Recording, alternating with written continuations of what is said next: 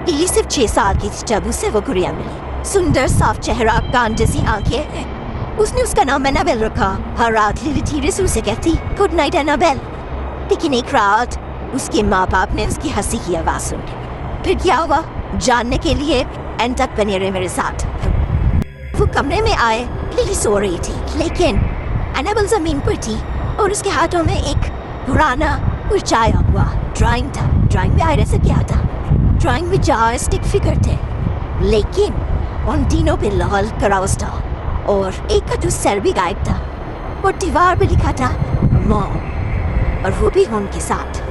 वो गुड़िया को कचरे में फेंक देने दी लेकिन उसी रात वो वापस आ गई। वो कैसे वापस आई जानने के लिए एंड तक मेरे साथ बने रहे।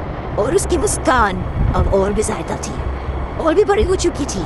इस पर दीवार पे लिखा था डैड। उसी रात लिली के बाबा ने कदमों की आवाज सुनी और एक से सराहत यू आर द नेक्स्ट। अगली सुबह वो गायब थे। कहाँ गए थे किसी को मालूम नहीं था। लिली की माँ ने गुड़िया को उठाया और उसे जला दिया। सोचा कि अब सब कुछ खत्म हो जाएगा, सब कुछ ठीक हो जाएगा, लेकिन वो गलत थी। उसने देखा लिली बिस्तर पर सीधी बैठी थी और आंखें जैसे कांच की थी और मुस्कान बिल्कुल गुड़िया जैसी। मुझे क्यों जला दिया मामी?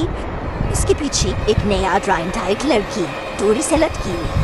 अगली सुबह बस लिली रह चुकी थी और 2 गुड़ियों को चुना, एनाबेल और एक जो उसकी माँ का सूट पहने बैठी थी। दोनों मुस्कुरा रही थी हमेशा की तरह।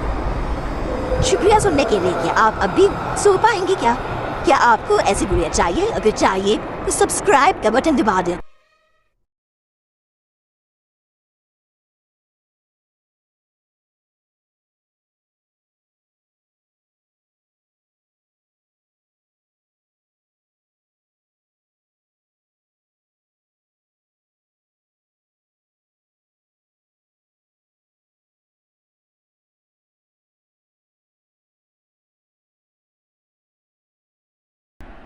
मज़ीद ऐसी वीडियोस के लिए subscribe my channel, hit the like button and do comment.